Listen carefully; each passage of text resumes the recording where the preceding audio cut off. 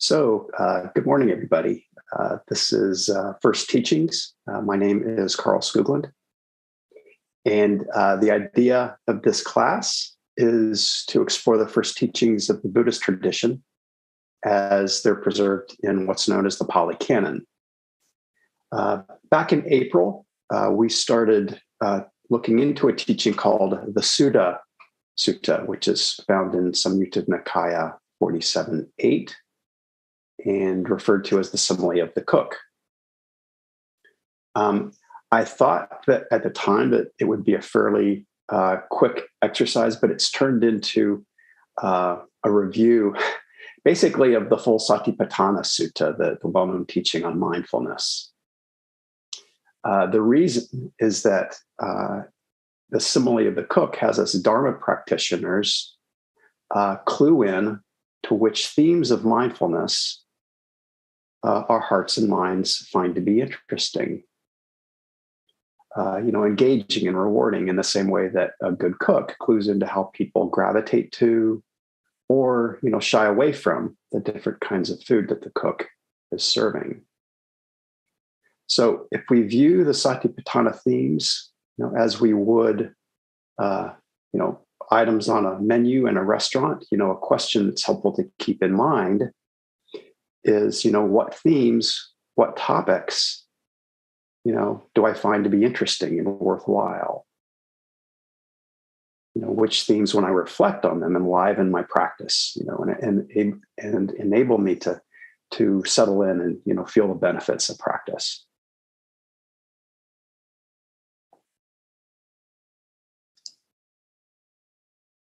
So I'm going to share my screen for a moment. So back in April, we started with the first foundation, the first Satipatthana, which is the body, and then we moved on to feelings. We've gone through the mind, and then in the last several classes, we've been sort of lingering over the hindrances, which are the first of the fourth foundation, known as the Dhammas, or what I just think of as the teachings.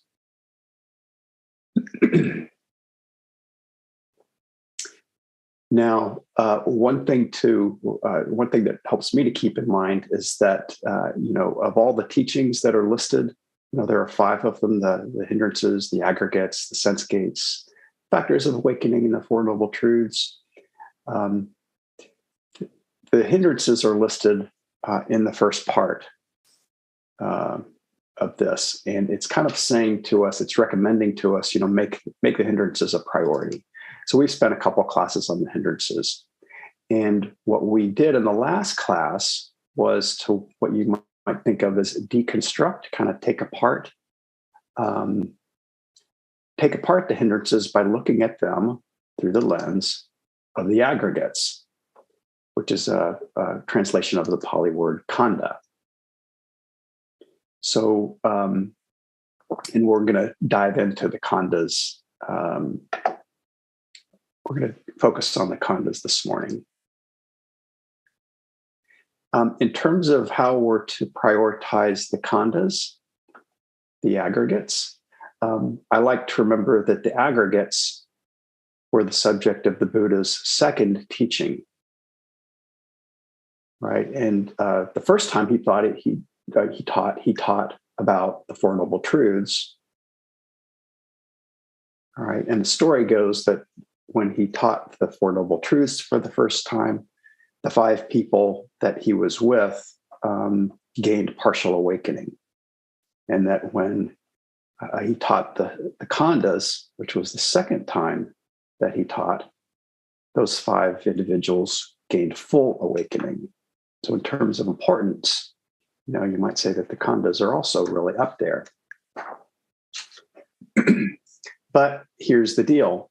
The khandhas are also one of the most challenging of the Buddhist teachings, because they're the vehicle he used to portray his teaching of non-self,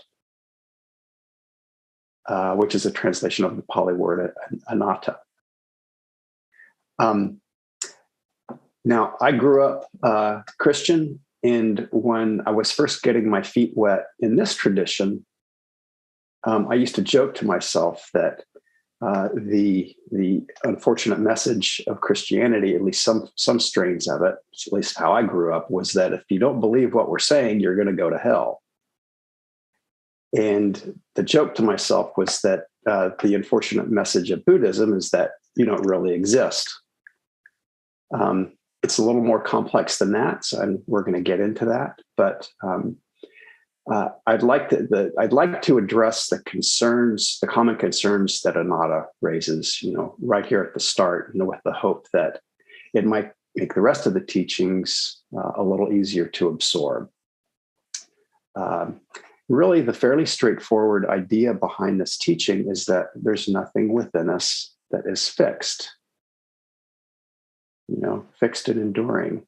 The idea that nothing within this fragile, cobbled together assembly of bits and pieces, qualifies as a self. Instead, the self is something that you have to imagine. Self as a concept. It's a pattern that we have to overlay on something that is really an ever-changing mixture of processes. If you think of the word flame, the word flame is a noun that describes an ever-changing mixture of processes.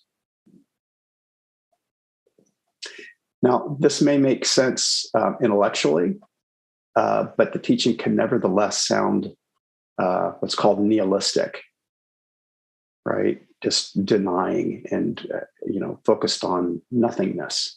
And that's how it was portrayed, by the early colonizers who went to South Asia. And when we consider it ourselves, try to apply this teaching to ourselves, the teaching can feel like we're being asked to step into a void, which is typically both disorienting and frightening. This sense of fright and disorientation, it's not just a modern day concern. The texts themselves say that when people heard this teaching, in Samyutta Nikaya 2255, it says the uninstructed person becomes frightened, upon hearing this teaching. And in another text, one monastic admits that when he contemplates anatta, he says, "My mind does not launch upon it. It does not acquire confidence." And it's later said that the monk thought, "I will be annihilated. I will be destroyed." He saw himself falling into an abyss, a void, a vacuum. Right? So when this kind of strong reaction comes up within us, there's no need to force ourselves into anything, trying to believe this when that's the kind of reaction that we're having. Instead, it's perfectly good to set it aside, try it again later. Just don't go there for the time being. Another way that people, might respond to anatta is that it may simply come across as abstract, with no real corresponding life experience to compare it to. Right? It's just an abstraction. And again, no need to force it, to set it aside, try it again later. And one last way of responding to this teaching, which one of our participants said here recently, that when she first encountered it, she thought, "This is bullshit." It just doesn't make sense, because it's obvious that there is a self. And so to put this teaching in the context of the simile of the cook, we might compare this teaching to food that, it's a bit of an acquired taste, you might say. It's not something you get used to right away, not necessarily.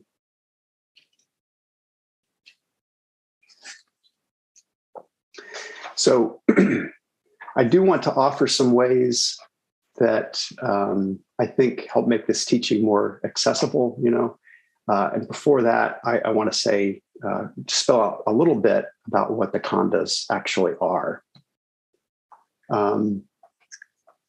So again, there are 5. The first khanda is form, which includes the 5 sense organs of the eye, ear, nose, tongue, and body. And it can be interesting to reflect on how we might so casually claim this collection of organs to be ours.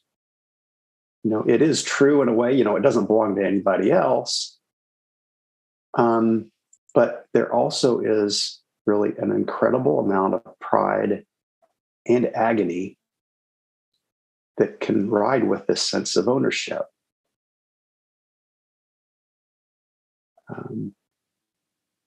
So this teaching helps us to kind of wake up to that difficulty.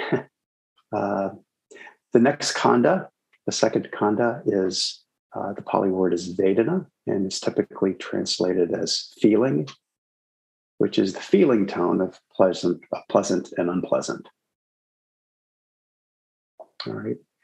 Pleasure and pain are important because they're the basis of craving and clinging, it is said, which in turn creates pockets of existence. Again, there are technical terms for this, but the setup that it creates is that we become the beneficiaries of pleasure or the victim of pain.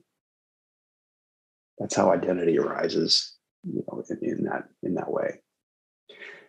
The third khanda, the third aggregate, is sanya. That's the Pali word, usually translated as perception, or mental labeling. This is one of my favorites. I love this one. It basically refers to all of the labels that we apply to experience. I've heard it said that these brains of ours are pattern-finding machines, and it's that capacity of ours, that tendency of ours that Sanya points to, right? So we categorize, we place people and things into groups, for better and for worse, and Sanya refers to all the ways in which we designate. We apply designations. They're so powerful, they can be so consequential. And one of the most consequential patterns that we perceive is that, yes, there is a self. And it can be so helpful. It's one of the wonderful things this tradition does for us, is to bring our labeling into clear awareness.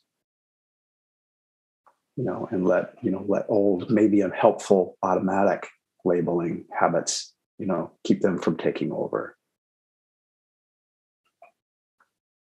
The helpful kind of labels are just sort of the precise, clear discernments of what's actually happening. That's sort of the positive side of it. The fourth khanda, the fourth aggregate, is what's called sankharas. That's the Pali word. And sankharas is often translated as thoughts or intentions. So it includes, it's a bit of a catch-all, this term sankhara, but it does include, our thinking life, our emotional life. And very importantly, it includes our acts of intention, right? Sankhara is where volition arises. We decide, we choose. And in terms of how Buddhism thinks of it, it's actions, it's volition that creates karma for us. Again, for both for good and for ill. So our attachment to thinking, that particular facet of sankhara in particular, is powerful. Back in the 1600s, the French mathematician, I think it was, French philosopher René Descartes, he famously said, "Cogito ergo sum," which is translated as "I think, therefore I am. And for some, this succinctly proves the existence of the self.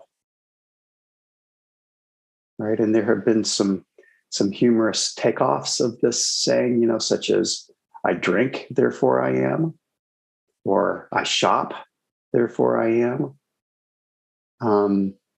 Now they are funny, but they're true to the extent that they show how our identity, our sense of self, can coalesce around certain attachments. And the Buddha's famous response to this might have been, here's what I imagine, to Descartes' statement. His response may have been, I think, therefore, I think I am. Right? That's kind of what's going on.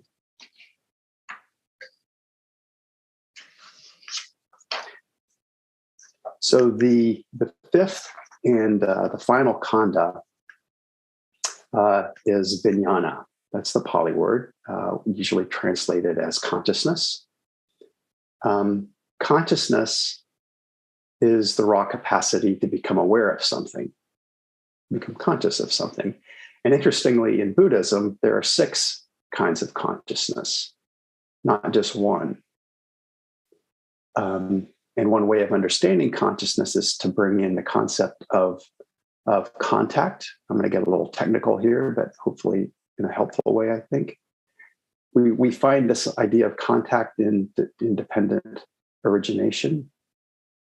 But there are 6 kinds of contact, one for each sense gate, the 5 bodily senses plus mind. Okay? And the way contact works, for example, is that for a sound contact, you need an external form, like a bird song, bird singing. You also need an internal organ, the ear in this case, but you also need ear consciousness. All 3 have to come together. And the funny thing is we're walking around all the time with our ears, and there might be all kinds of sounds going on. But maybe we don't hear the bird song because ear consciousness has not come into play. Right? That's how it works. Maybe we don't hear the bird song because instead we've latched on to a thought, latched onto a thought with mental consciousness. Right? And so so it's the thought that we're conscious of rather than the bird song. So that's kind of what one of the things that Buddha did, pointing out to us about how consciousness works. So in our day-to-day experience, all these processes, they go on quite quickly, and there's a lot going on. And even if we're aware of these concepts, they can be pretty hard to work with and pretty hard to track, in some of our normal everyday life. So that's why it's helpful to sit, close our eyes, become quiet and meditate, because it makes things a little easier to see and to understand. So those are the khandhas. And it's with the khandhas, as I said, that the Buddha deconstructed, what we perceive to be self. And as I said a couple classes ago, the khandhas are usually translated as aggregates, as I said, which can sound a little solid and enduring in my mind. But translations that I think are a little more appropriate to the actual meaning, I think, are terms like heap or bundle. The idea being that these khandhas are loose, somewhat random collections of stuff. Similar to how you tie together hay in a field, or arrange a bunch of sticks on the ground. And as the teachings point out again and again, not only are these loosely collected heaps or bundles, the khandhas are also impersonal. So the teachings ask us to consider, that there's nothing enduring about any of them, and as the Buddha will say, the khandhas are not fit to be viewed as I, me, or mine.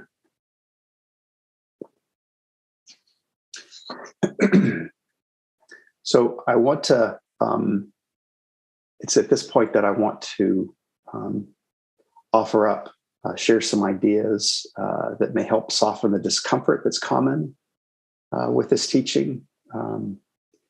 So one thing that I think that helps to get out there right at the beginning is that the goal of this teaching, is not to create a doctrine of no self. Right? Instead, it's to relieve us of the burden of self-creation and self-defense. So this aspect of it is shown in Majjhima Nikaya 2, which is titled the Sabbatsava Sutta. And at a point near the beginning of this teaching, the Buddha spells out a range of subjects that are fit for attention or unfit for attention. And the way the Buddha puts it is that questions about self are not fit for attention. They're a form of what he calls careless attention. Questions like, am I not? What am I? How am I? Now, he says questions like this lead us to being perplexed. And when we get bogged down in these questions, views like this arise. And I'm quoting out of the text here. He says, the self exists. That's a view that can arise. Here's another unhelpful view that he says can arise. The self does not exist. That's another unhelpful view. Or the view that it is the self of mine that speaks and feels and experiences the results of karma. And this self is permanent, everlasting, eternal, not subject to change, and will endure as long as eternity. So what he's describing here is the standard thinking, the standard hope, which is that we will endure for eternity. And he finally describes these sorts of thoughts as speculative views, as a thicket of views, a wilderness, a contortion, a fetter of views. So he does really list it out. He's really trying to hammer home a point here. The lesson here, I find that last term a little bit sobering, actually very sobering. That what we do is create a fetter of views, a fetter being a chain or a manacle. Right? So we chain ourselves to ideas of self. The lesson here, if it's not abundantly clear, is that if we go the route of trying to lock in definitions of self, we set ourselves up to be perplexed, to create, a hall of mirrors. That's how I kind of think of it. We chain ourselves down. And the final message, the way I pick up on it, is that we're to drop the whole endeavor. It'll just drive you nuts.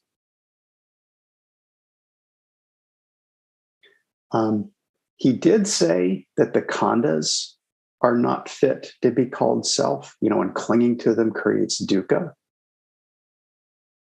But as I've been saying, the Buddha did not say that the self does not exist. The Buddha said that the view the self does not exist is just yet another thing that weighs us down, so he just stayed out of that thicket, whether it exists or not exists. What the Buddha did offer was a framework for dropping the clinging, right? The fixation of self that leads to dukkha.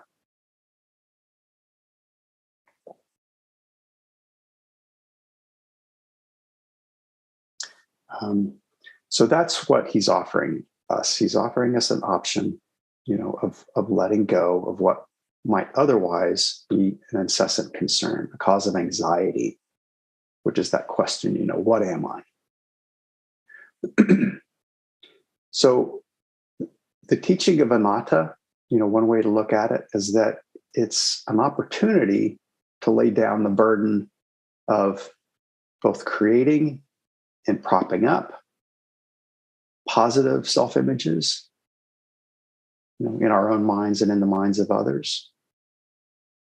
And on the other hand, it's an opportunity to lay down the burden of defending ourselves against negative self-images in our own minds and in the minds of others. It can start to relieve us of the whole category of thinking that arises around the concern, what do people think of me? Right? Or what do I think of me? Right. So this is one way of approaching the teaching, a little bit from a sideways angle rather than fully straight on, that I hope helps to work with.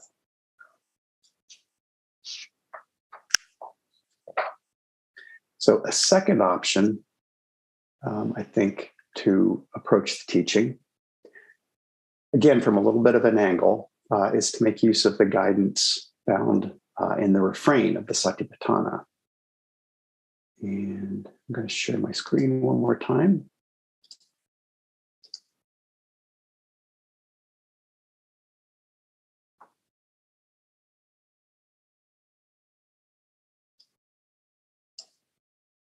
So it's an 8-part refrain, but the thing that I want to point out to us is that, this is something that happens 13 times. This refrain is introduced 13 times over the course of the Satipatthana. And in the refrain, he basically has us contemplate a particular theme internally, for ourselves, or externally, for other people, or both internally and externally, meaning that, we apply, we contemplate bodies in general, for all people. So if our default is to think inwardly,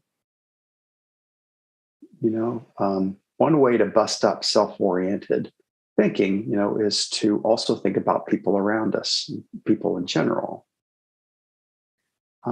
So all these mindfulness teachings that we speak of can be applied to other people and universally. That's what the refrain is guiding us towards. The idea is not to diminish, or deny the importance of our own experience, in a way that kind of says, I don't matter. But by contemplating the refrain, it enables us to put our own experience into a little different context, a little different light. It can relieve us of, accidentally being a little too self-referential. So a third option, I think, to approach anatta indirectly, it might make it a little easier to absorb, is to focus on the actions that we take, rather than trying to figure out the entity that's behind the actions, if there is an entity. It's very common in the early texts for the Buddha to characterize people by the actions that they took. He didn't categorize people, by assigning innate characteristics, birth characteristics. Again and again, in multiple teachings, he has this focus on thoughts, words, and deeds, and whether they lead to good or to harm. Right? Or to drop the question, drop the concern, who's behind it. Related to this, I think, is that the Buddha was famous for taking in people into his monastic sangha, from any caste. Right? He did not distinguish in that way, the way some of his contemporaries did. because according to him, anyone can practice in accordance with the Dhamma. It has nothing to do with how you were born.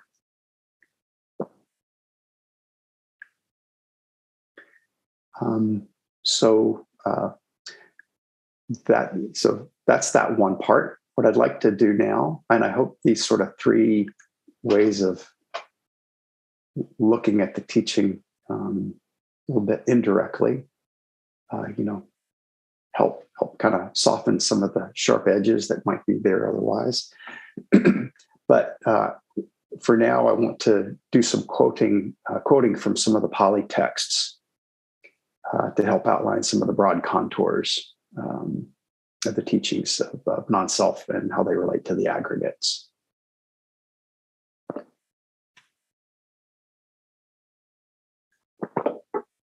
So to start, here's a little bit of verse found in Samyutta Nikaya 2295. It says, form is like a lump of foam. Feeling is like a water bubble. Perception is like a mirage. Volitions is like a plantain trunk. It's like a banana tree. If you didn't know, there's no center, so to speak, to a banana tree. And then finally, consciousness is like an illusion. It's like a magic trick. However one may ponder it and carefully investigate it, it appears but hollow and void when one views it carefully. So that sutta is called the foam. Again, it's a fairly well-known bit of verse. In Samyutta Nikaya 22, the Buddha speaks of agitation through clinging. And he says, how is there agitation? How is there anxiety through clinging? Someone regards form as self, or self as possessing form. When that form changes and alters,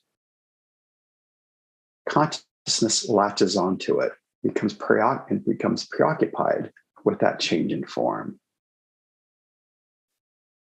Then agitation and a constellation of mental states are born out of that preoccupation, and remain obsessing the mind. Remaining obsessed, one becomes frightened, worried, distressed, and anxious. Through this clinging, one becomes agitated. So it is with the other four khandhas as well. That one was focused on the first. So if we try to claim things as being as me or identify core parts of ourselves, we set ourselves up for confusion and an explosion of mental chatter, internal mental chatter, which you may be familiar with. What he called the constellation of mental states. Now, this is a lot to take in.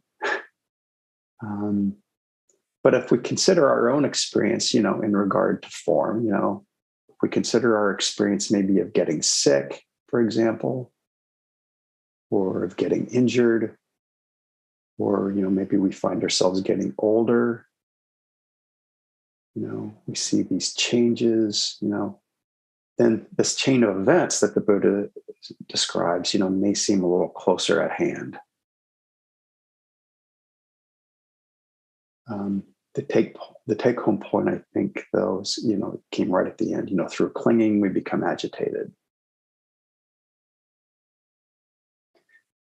So here's another helpful passage too, I think, from Samyutta Nikaya 5. It says, "What is the passing away of form? It is that one does not seek delight, one does not welcome, and one does not remain holding on to form."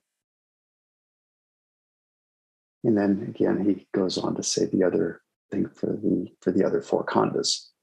What's being described here, he's saying it's not that we vanish, right? It's not like we disappear into thin air all of a sudden. It's just that we stop experiencing fascination, sort of we no longer fasten on to the khandhas, trying to hold on to what is destined to pass away. Related to this is something that the Buddha says in what is called the Bahia Sutta, which is found in a collection known as the Udana. And here the Buddha describes the awakened state. And he says, in the seen will be merely the seen. In the heard will be merely the heard. In the thought will be merely the thought. In the known will be merely the known. There will be no suffering, no dukkha.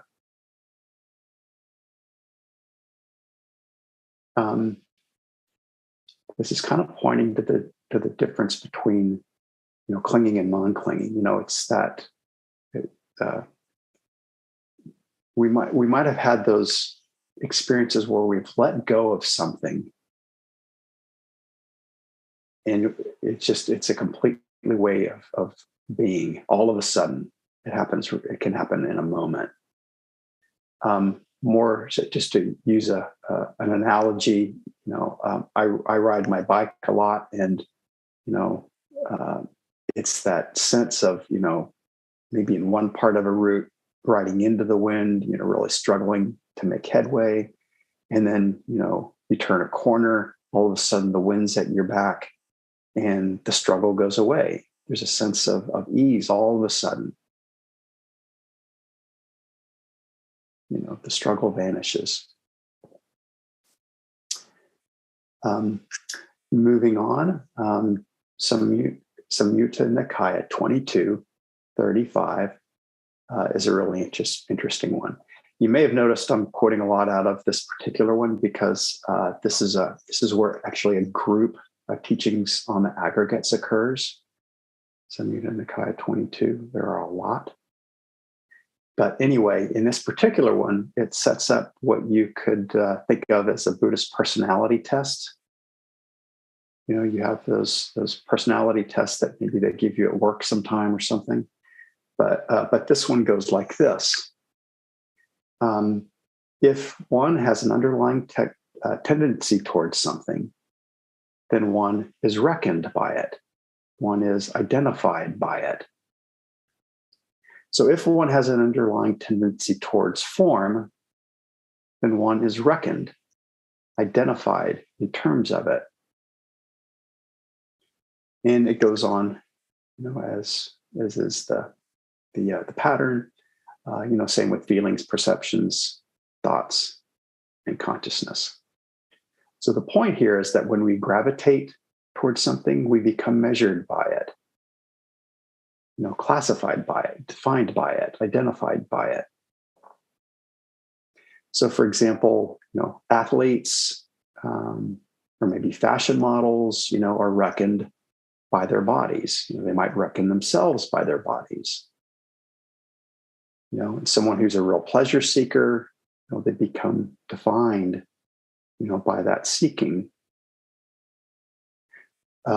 People who gravitate toward perceptions, it might take the form of being very image conscious, super concerned with their self-image. I mean, who's not, typically. We want to be perceived as a good father, or a good mother, brother, sister, son, daughter, whatever it is, friend, a winner, not a loser, right? Nice or tough as nails, maybe that goes back and forth depending on our situation. In this town, our self-perception can get embedded in a profession. We ask our kids, what do you want to be when you grow up? As a profession, or as we get on in years, what am I now that I'm retired and don't have my profession to identify with? What am I now? Or, maybe some of us really focus on taste or visual perceptions. We become experts at distinguishing patterns in food, or wine or art. We have different skin colors, right? And then that can go down the path of, they're not just being helpful distinctions, helpful identifying features, but, all of a sudden it becomes a matter of identity. The perceptions are endless, right? And again, they can be not just a helpful kind of discernment, but they can become a hall of mirrors if we're not careful. Moving on, some folks gravitate towards the fourth khanda. Maybe we reckon ourselves in terms of our thinking life, the high quality thoughts that go on inside of our head, or we enjoy playing around with ideas, or maybe we have an affinity for strong emotions. We enjoy, the emotional highs. Even the emotional lows can be a little bit attractive relative to being neutral. If we find ourselves feeling neutral, it can be a bit boring. And in terms of intention, maybe we're someone who latches onto that and considers herself as being the one who's in control, a person who's in charge.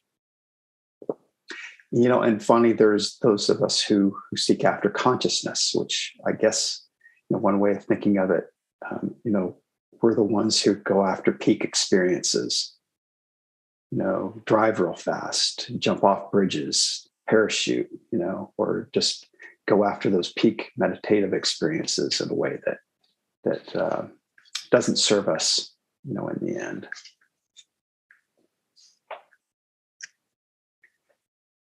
In Samyutta Nikaya 2215, we find a reference to what are usually called the three characteristics, anicca, dukkha, and anatta, or in English, impermanence, unsatisfactoriness, and not self.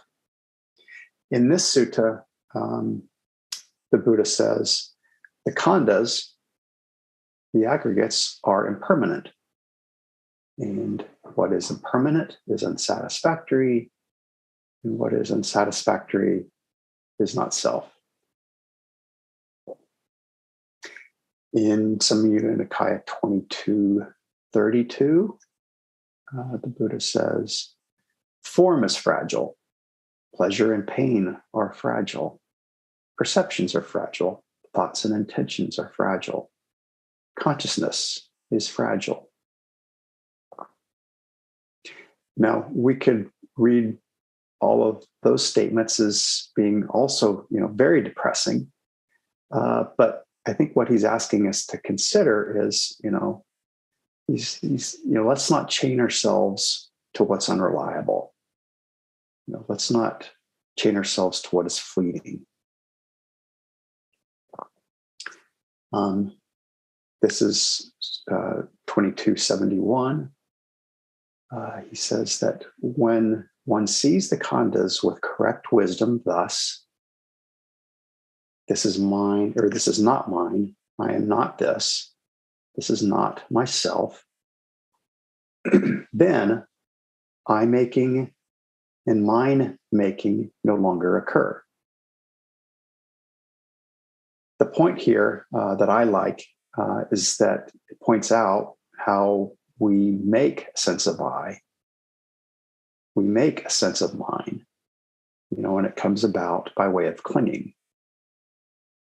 And we don't have to do it. That's an option for us. And so to start to wrap up, I think it's important just to repeat once again that the Buddha's goal of this, of his teaching in general, with this one in particular too, was the end of dukkha, the end of despair, the end of suffering. He was not so much interested in, grand metaphysical statements, about the nature of the universe and some of the concerns that were going on at his time. So in Majjhima Nikaya 22, which is called the simile of the snake, he states the reason for his teaching. He says, I teach dukkha and the end of dukkha. Suffering and the end of suffering. As part of this general teaching, he went on later to say, and I don't see any form of clinging to a doctrine of self that does not lead to despair.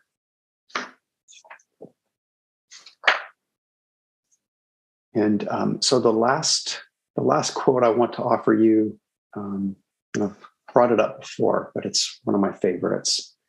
And I also want to share my screen.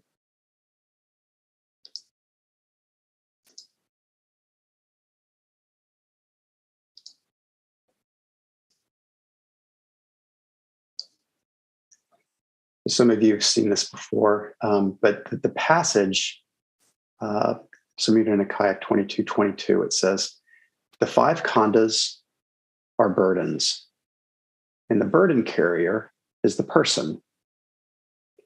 Taking up the burden is suffering in this world, and laying down the burden is blissful.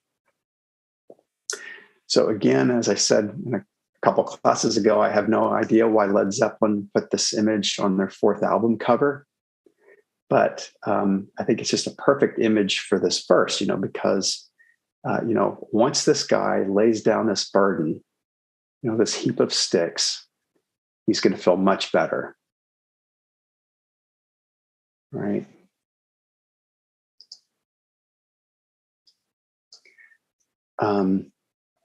And to end,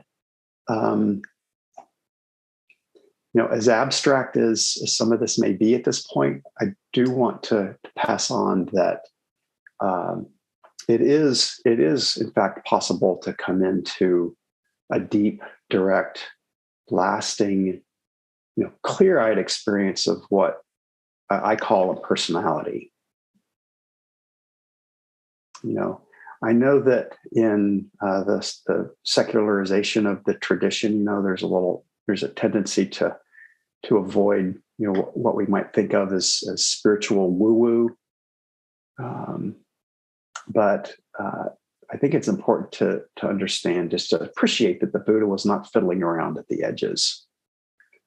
It really is possible to come into a non-claim that is deep and complete.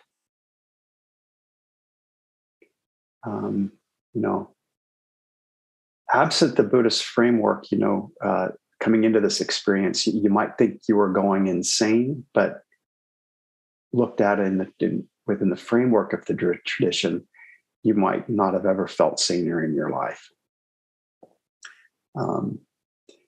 This experience of impersonality, it's not just an improvement, or a betterment of something that we already understand. It's a completely different way for a human mind to be. I offer that just so that it's a possibility for yourselves, to not put that out, that it's not just, a little better today than yesterday, although that's not a small thing. The Buddha was really taking us down a different path of, how to be human in this life. So thank you for your attention.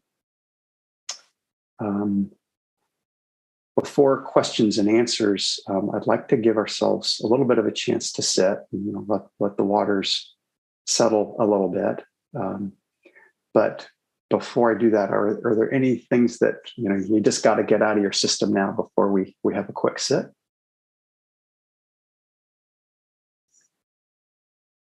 No? Okay. Well, great. So yeah, let's sit quietly for a few moments. However you'd like your posture to be. If you need to make any adjustments, please feel free.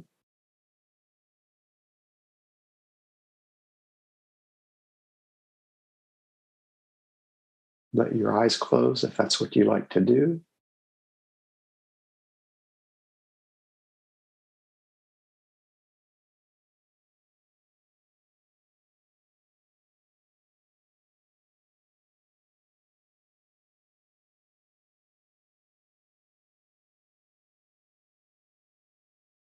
Again, I've offered quite a lot of thoughts and concepts. Please feel free now to come quietly into your own experience.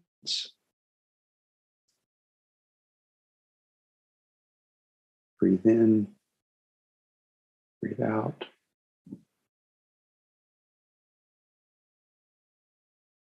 Breathe in deeply, feel your body. Breathe out and relax your body.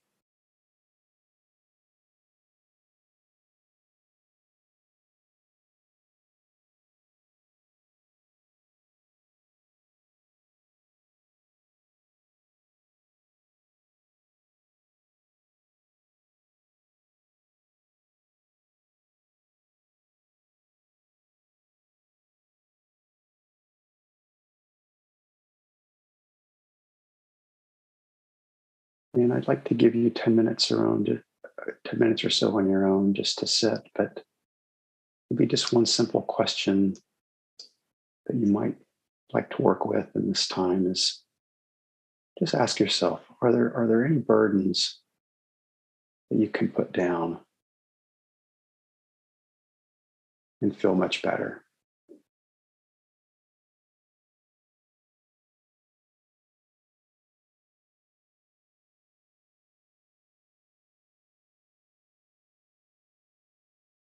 What is it that you might be able to put down and feel much better?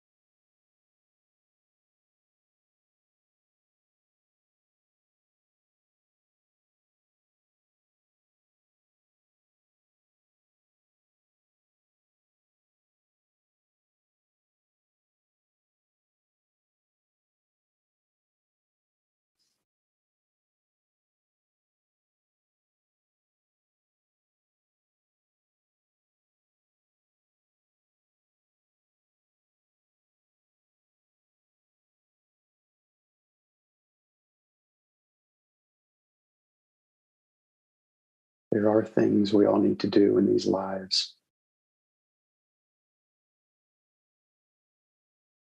But see if just in these moments you can realize for yourself the possibility, the potential to put down burdens, put down a burden and feel much better.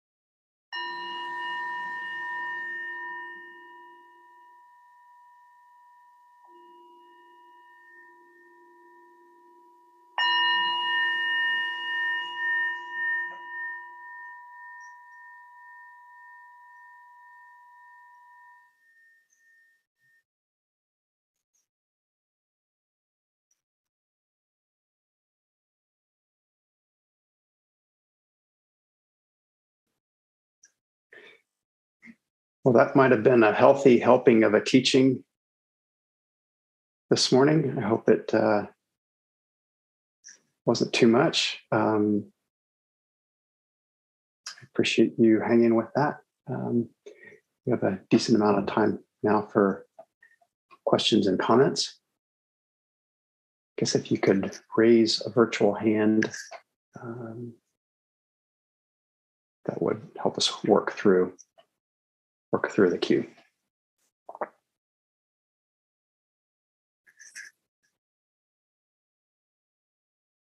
Yes, Roy.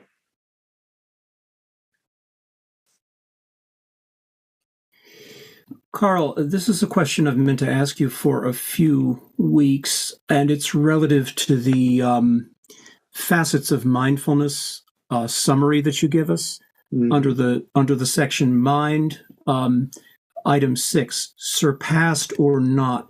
Could you unpack a little bit what that means? As I understand it, surpassed mind has to do with like, have I been able to? Is this the best I've been able to do? This mind state, in a healthy kind of a way, so that you don't just sort of rest on your plateaus, and hang out on a plateau. But is there something that I could do to make my mind even more helpful than it is now? Thank you. That makes good sense. Yes, Misha. Thank you, Carl. I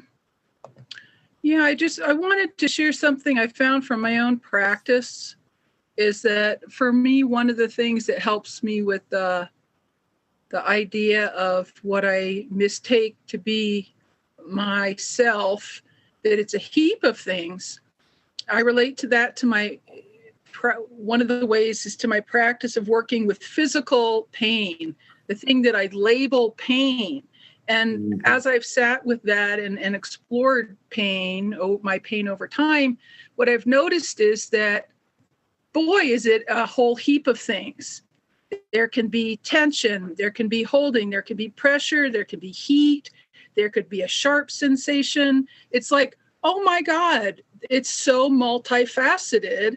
And of all of those things, and then of course there's this place of like just making it cohesive, like all is one, as if it's one homogeneous but kind of amorphous thing. And the more I've examined it, the more differentiated it is. So how I relate that to the teaching of no self or not self is that just like there was this belief, investment in a meta label I call pain, there's an investment in a meta label I conceive of as self.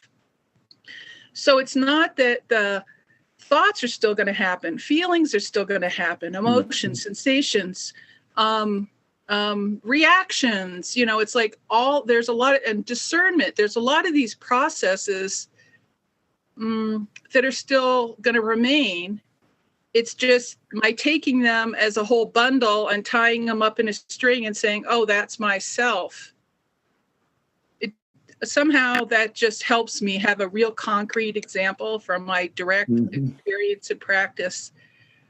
And then the other piece is that I noticed that after having kind of naively, innocently happened into certain experiences of I guess it would be transcending temporarily the sense of self, that was easy, that grace. But after having that, I find when I'm in states where it's kind of approaching that, a lot of times now there's fear, even though I know I came back. It's like, the first time it was like easy peasy, just slip into the warm bath water. But now it's like, uh-oh, there's bath water. Maybe I don't want to go in there.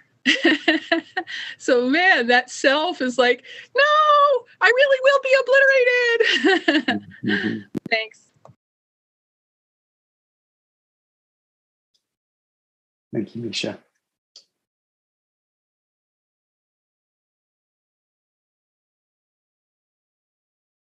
Anybody else? We do have, again, a number of new people. I'm curious how this is coming across. Welcome to the class.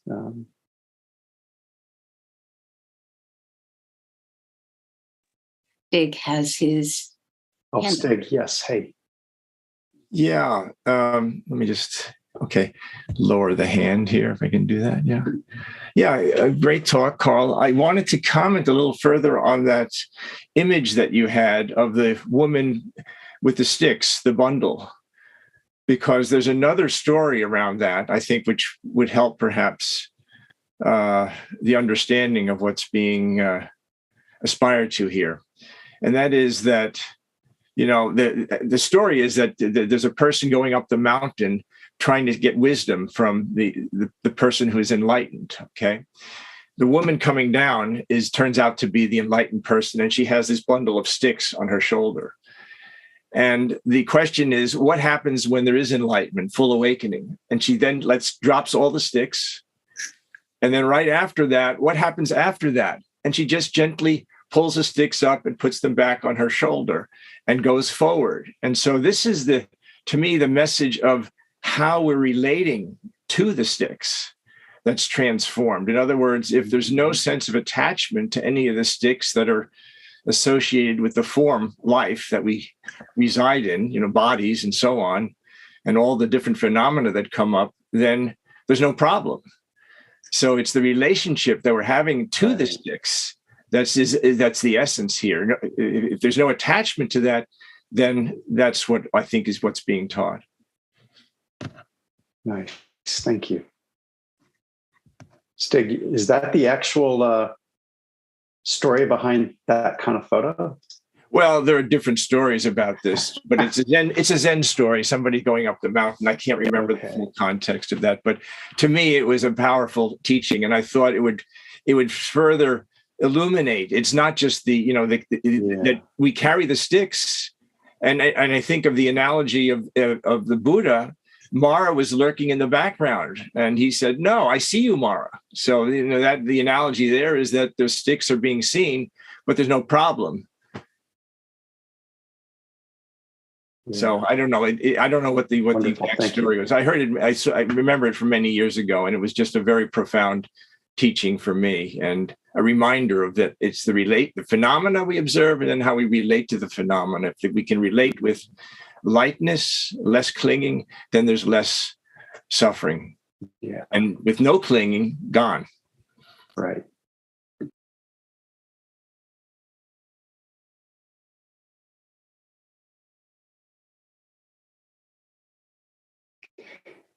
So either I spoke so incredibly clearly that there are no questions, or you're so totally confused you don't know where to begin. Yes, Ralph. Hi, Carl. First, I want to thank you. I thought it was a great talk, and I really appreciate these talks where you sort of weave things together. There's so many. In order to make Buddhism clear, they get divided up into little pieces and lists of things, but they all relate to each other. Mm-hmm. And it all comes together some way. Also, I want to comment on your idea that it's not an abstract thing, that it really is true.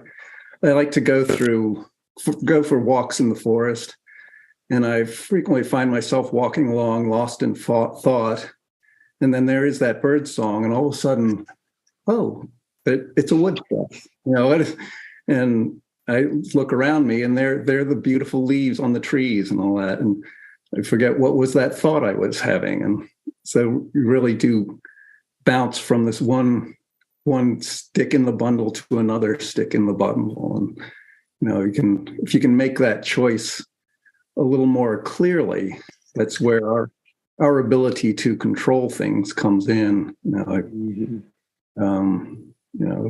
You don't have to. I find myself walking along sometimes lost in thought, and I realize suddenly I'm really walking very fast.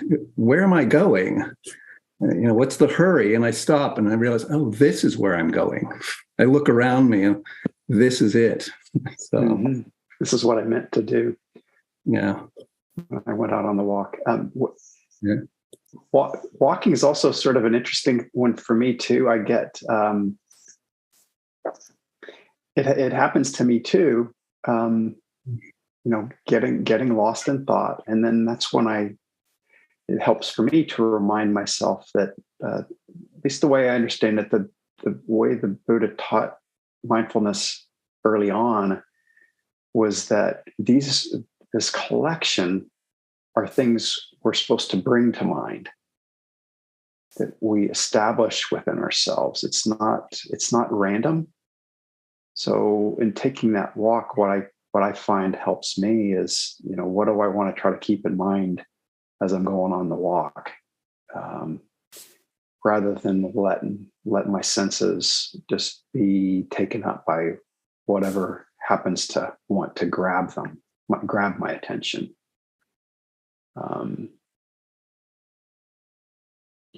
Even something as simple as reciting some metta phrases, on a walk, and keeping goodwill in mind. I find that can be helpful at times too. Ricardo. Hello. Thank you, Carl, for these talks and the teachings. Really grateful to be present, and big gratitude to everyone present here as well. And just to comment on what you said about if people had questions or they were really confused. I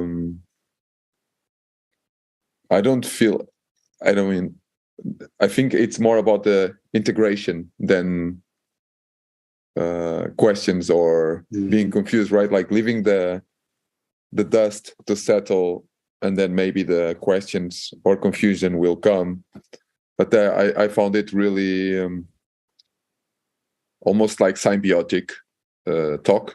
I was feeling connected with it, and also trying to be humble. For me, just like to see, okay, no, oh, I got this, No, oh yeah, it was totally clear, and also to give the opportunity about to be also a little bit lost than to be found. Yeah, almost like you guys were saying about walking in the forest. Sometimes it's good to go there without any expectations and not trying to go to some places and just let it flow. And maybe at some point you find yourself thinking that you are lost.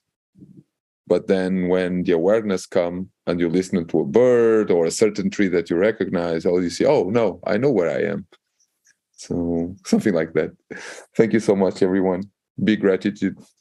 Thank you, Carl. It was a pleasure to be here. Great.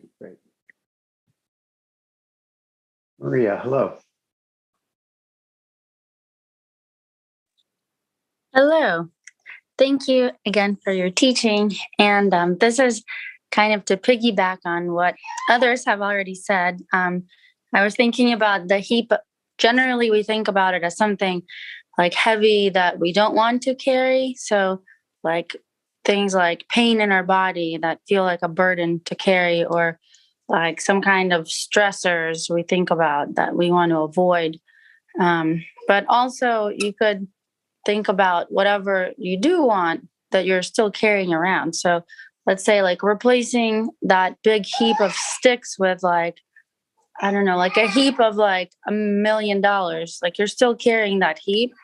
And so I'm thinking about like how the teaching is perhaps about what we cling to, but also what we like reject and what we don't want. And to the effort it takes to be in relationship with that.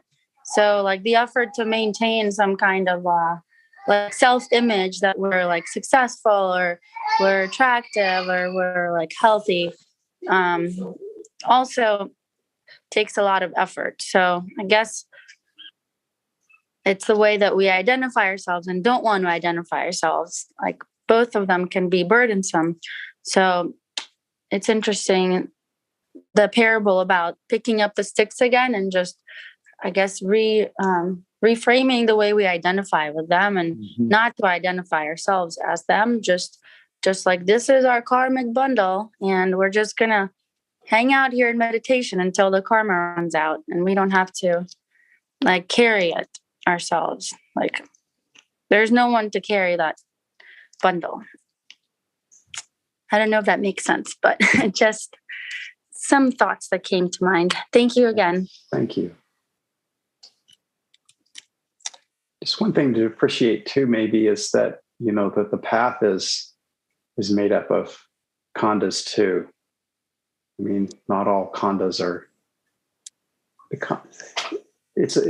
they are a burden in terms of, ultimate release, but they're a useful burden. It does help for us to carry the path around, carry it within us. And Ed, hello. Yeah, hello, Carl and everyone. I'm a first timer, so it's good to be with you all and learn from you. And I have a curiosity for about this talk and about what Buddha might say. And I guess my question is, where is the intersection or overlap between this idea of letting go and unburdening and non-clinging with the idea of passion and connection in our lives to manifest what we want? And I don't necessarily mean that in terms of possessions and position, but where does that? Because I'm left feeling a little bit, the more you unburden and uncling, how wonderful. And also, there's kind of a flatness to that. And I'm wondering where the where this crosses over with passion, and I mean that word in a way of when you talked about intention, versus maybe the romantic way that we think about that. Yeah, I tried to hit on this quickly at the end of the way I'm understanding the question. I tried to touch on this a little bit with the very last instruction in the meditation was, there are things that are good to do in this life. Things that help people, that help ourselves. But to kind of go back to what Stig was saying, there are ways of moving about and doing those things in ways that are stress-free. Can we do the right thing without the tightness? And that's sort of I don't know, for most of it's sort of a constant experiment. Can I do it here? Can I do it there? I mean, it's a profound question, Ed, and that's the thing that kind of comes to mind right now. Mm-hmm.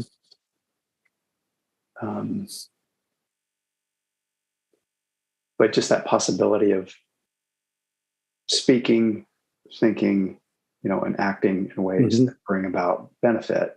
That's sort of the primary lens. Got it. Without layering on the stress of that. Yeah. Thank you. Yes, and Terry, hello. Hi to everybody. Some of you I recognize. I started with the Center for Mindful Living and doing some of this work about a year ago with the intention of maintaining my compassion for those who are suffering, but reducing my own dukkha. And it's just been a path for me to learn a little bit at a time. And so the little bit I kind of took away today is some of the suffering I'm creating for myself around aging. I have a perception of how my body should be and, who I've always been. And as I was taking notes, I thought, this is a place every day I'm thinking about my body. Why? Why am I doing that? Why am I comparing my middle-aged body? It's a habit. And it's one I realize now that I can work on and be intentional about and not be concerned that whatever aging is, that if I get too caught up in perceptions of what and how I should be, I'm just creating my own suffering, and it takes work. So I appreciate it. And I just wanted to share that's something I take away today that I can immediately begin to metabolize or think about in my practice. So thank you. And thank everybody in the Great, Terry. And just so you know, I'm right there with you. I'll be 60 next year. And just, wow, I remember the first time I identified with somebody who was older than me than somebody who was younger. Happened when I was about 42, felt like that experience is so much more close and alive for me than when I was 20 and vigorous and blah, blah, blah, But it's something that, kind of like I was saying before, it's something it's a contemplation we don't have to leave to chance. Like, oh, it's hard to get out of bed, or, my legs are falling asleep and sitting when they didn't used to. We can take that up as an active contemplation and not just respond to it when it happens to become bothersome. That's kind of what I mean by being kind of proactively mindful rather than randomly mindful. But I sure appreciate everybody's hanging in there with this. This is, as I said, often not an easy teaching to absorb, but even if it's not so palatable in this moment, maybe it's something you can play around with in your own practice.